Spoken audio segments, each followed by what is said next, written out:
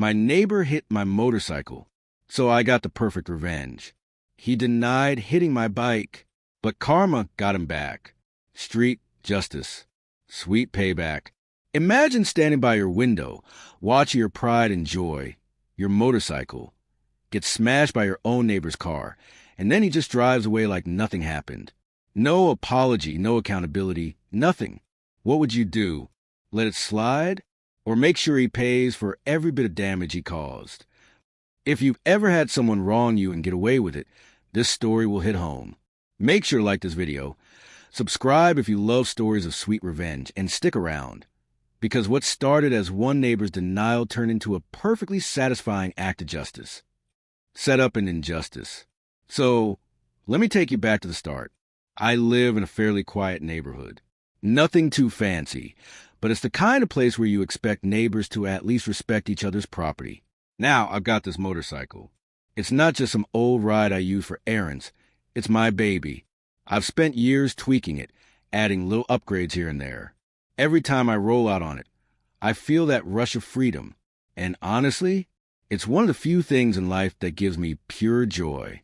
But one evening, while I was in my apartment, I heard this unmistakable crunch outside. My stomach dropped instantly. You know that feeling, like your heart just plummeted into your shoes? Yeah, that. I rushed to the window. And what do I see? My neighbor, this guy who lives just a building over, reversing his car like an absolute maniac. He clipped my motorcycle hard, nearly knocking it over. Pieces literally snapped off. And then he just kept driving like it never happened. I stood there frozen, my fists clenched. My face felt hot, like all the blood in my body had rushed to my head. I wanted to believe maybe he'd stop. Maybe he'd at least come back and say, "Hey man, I'm sorry, let's figure this out." But nope. He parked his car down the street and walked into his building as if he hadn't just caused hundreds of dollars in damage. The next day, I tried to talk to him. I caught him outside and said, "Hey, I saw you hit my motorcycle yesterday." He didn't even blink. He just smirked and said, "Nah, it wasn't me." I was stunned. "I saw you, man. From my window. You hit it, broke the parts." But he cut me off with this arrogant tone. "If you don't have proof, you don't have a case." Those words burned into my brain. Proof? No. I didn't have a camera pointed outside. And he knew it. He was banking on my helplessness. The damage cost me around 700 rays. That's not pocket change for me. That's rent money, food money. And this guy just shrugged it off like it was nothing. Escalation and antagonist behavior. What made it worse? He kept parking his car on the street almost every single night, like he owned the place. Windows down sometimes, music blasting. Always acting like he was untouchable. And every time I walked past his car, I could feel my chest tighten. I replayed that smug look on his face. That denial. That disrespect. It wasn't just about the money anymore. It was about dignity. About fairness. About not letting someone walk all over you. Breaking point/resolve. I spent nights lying awake, thinking about it. My brain was split in two. One side said, "Forget it. Let karma handle him." The other side whispered, "No, he needs to feel what you felt. He needs to pay." And then it clicked.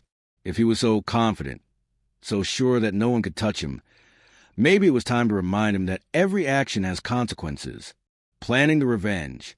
Now, I'm not the kind of person who slashes tires or breaks mirrors just for fun. But when you push someone into a corner, don't be surprised when they push back. His car was practically a sitting duck every night on that same street. No cameras. No one watching. I started with small things. Just little reminders. Like brushing past his car, so hard that the alarm went off in the middle of the night. Or accidentally knocking his side mirror with my backpack as I walked by. Watching him come out frustrated was oddly satisfying. But that wasn't enough. The damage he caused me wasn't small. So my revenge couldn't be small either. Execution of revenge. One night, I waited. It was late. The street was quiet, the air heavy with that pre-storm stillness. His car sat there, smug in its little parking spot. I walked up, my heart pounding so loud, I swear I could hear it echo in my ears. My hands were sweating, but my resolve was like steel. And then I got to work. Let's just say, by the time I was done, his car didn't look quite the same. A mirror hanging loose here, a deep scratch across the side there.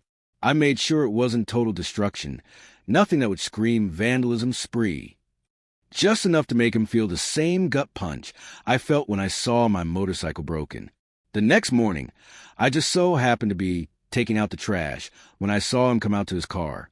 Oh! The look on his face. He froze. His mouth fell open. He whipped his head around, scanning the street like he was trying to catch someone red-handed. His jaw clenched so hard I thought his teeth might crack. And me? I just walked by casually, coffee in hand, pretending not to notice. But inside? Oh, I noticed. Every ounce of me was screaming. That's what justice feels like. For the next few days, he was quieter. No blasting music. No smug smirks. He even started parking a block away, probably thinking he'd be safer there. He never came to me, never accused me, because deep down he knew exactly why it happened. And that was the sweetest part. Not the scratches, not the broken mirror, but the silence, the knowledge that he wasn't untouchable anymore. Looking back, do I think I went too far? Maybe. But when someone breaks your trust, damages your property, and then laughs in your face, sometimes the only way to restore balance is to show them that actions have consequences. Call it karma. Call it revenge. For me, it was justice. So what do you think? Was I justified? Or should I have let karma take its course? Drop your thoughts in the comments. And if this story gave you that little rush of satisfaction, hit the like button, subscribe, and stick around for more tales of sweet, sweet revenge.